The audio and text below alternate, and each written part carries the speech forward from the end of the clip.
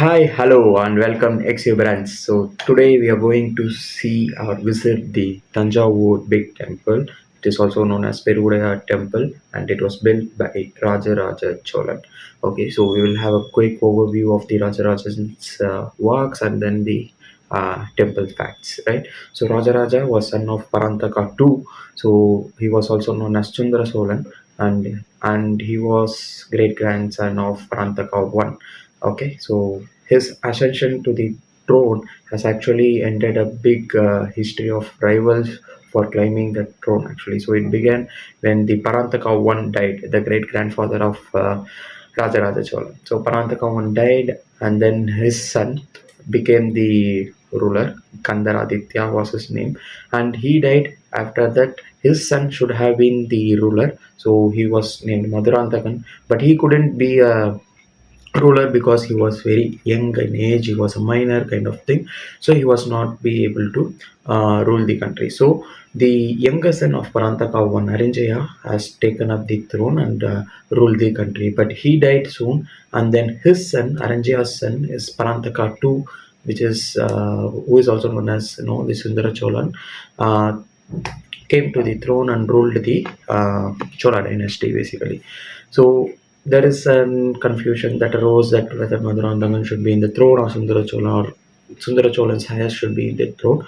Sundara was in the idea of giving the throne only to Madurantakan, but there were many confusions and then many internal politics running on the dynasty. So that's a great big story. It was written by late Kalki as the Ponniyin Selvan, so you can also read. It is available in Tamil, and it should have been now been translated into many versions, Hindi, English, etc. So you can also refer to that.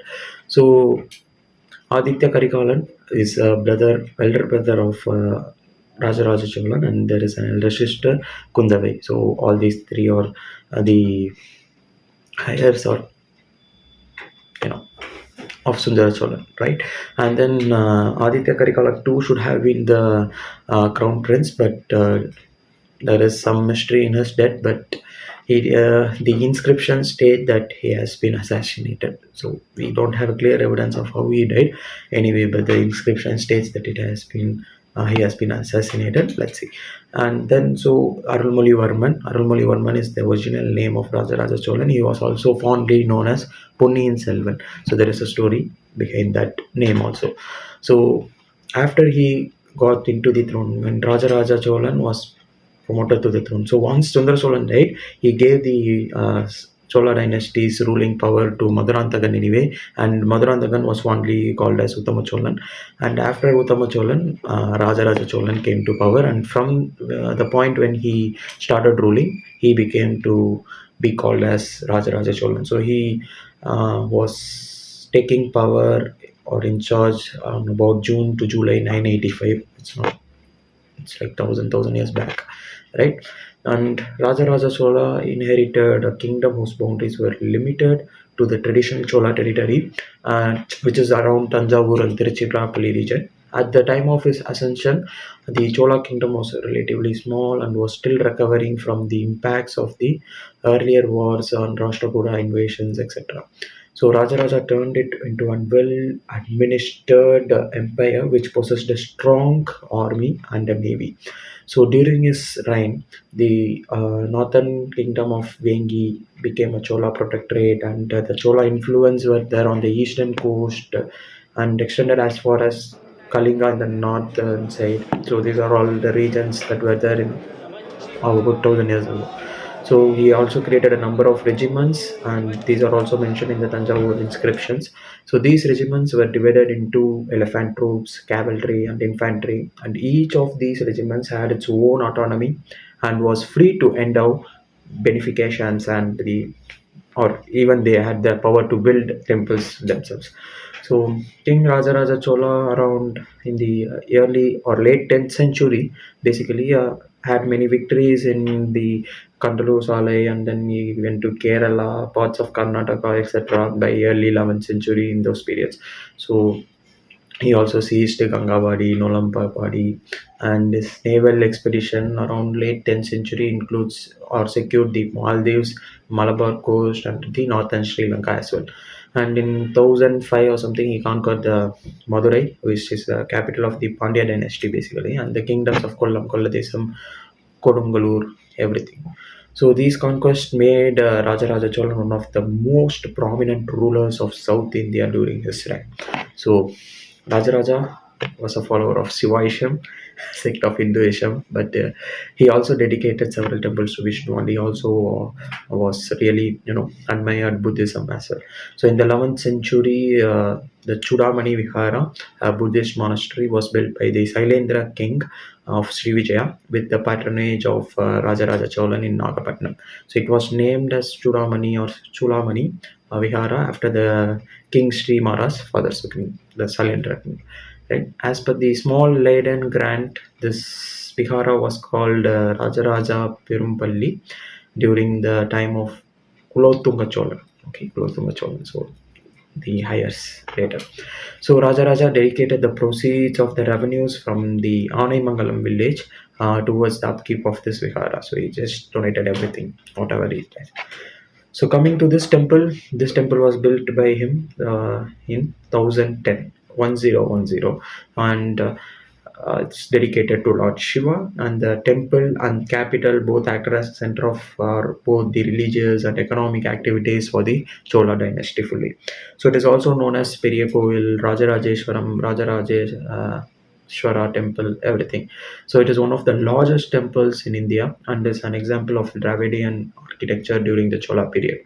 The temple turned 1,000 years old in 2010. Yeah, so the temple is part of the UNESCO World Heritage Site known as the Great Living Chola Temples, along with two other temples. One is the Gangikonda Cholapuram, which we saw in our previous video, and Airavateshwara Temple, which is located in Dharasuram, which we will be seeing in an upcoming video.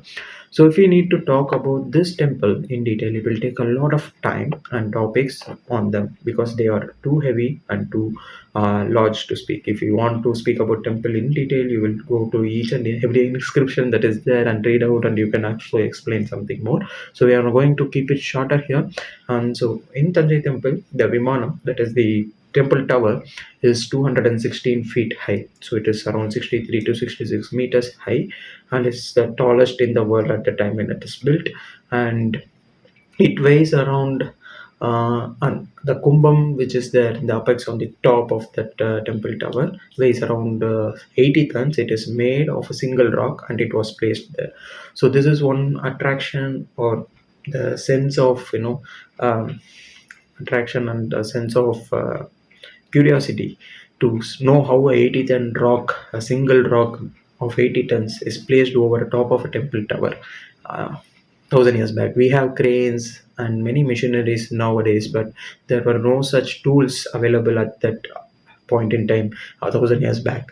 But still, they made unachieved it. And the temple tower actually holds that 80-ton weight on its top. So it's built in a such a way that it withstands everything. Right? It has seen many earthquakes, everything, every natural disaster would have happened in 1,000 years, but it withstood everything, and then it stands tall. That is the speciality of the temple, and that's why we added it to the UNESCO World Heritage Site, right? So further, there is a big statue of the Nandi, carved out of a single rock again, measuring about 16 feet long and 13 feet height at the entrance. So the entire temple structure was actually made out of granite, the nearest source of which is around 60 kilometers to the west of the temple. And the temple is one of the most visited tourist attractions in Tamil Nadu since it has a World Heritage Site certification and all. It attracts the foreigners also to come to this specific place and just have a look at it. And the temple was damaged in its history due to many invasions, etc. And some orthodox is also missing from the temple, but it's okay, it's good anyway.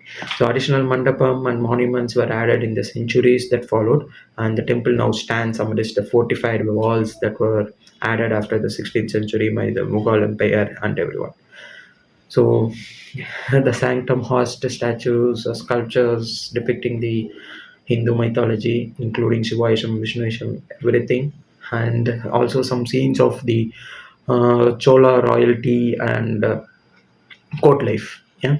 So the temple walls are filled with inscriptions in Tamil and Grantha scripts detailing the temple gifts, personal and historical informations, etc. Okay. And additionally, the temple was a charitable institution providing meals for pilgrims and hosting festivals with elaborate feast. So, to summarize, through its majestic architecture and rich history, the Thanjavur Big Temple, built by Mr. Raja Raja Cholan, stands as a testament to the heroism of the ancient engineering and vibrant cultural heritage of South India. So, engineering skills 1,000 years back is was like boom. Nowadays, we are getting flooded with the water that is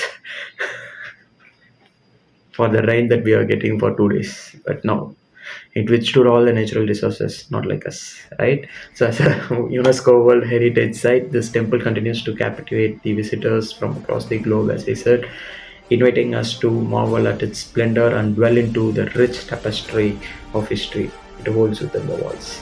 So, let's visit the other temple, Airavateshwara Temple in Dharasuram, which formed part of the World Heritage Sites of Great Living Chola Temples in our upcoming video. So until then, tata, bye bye.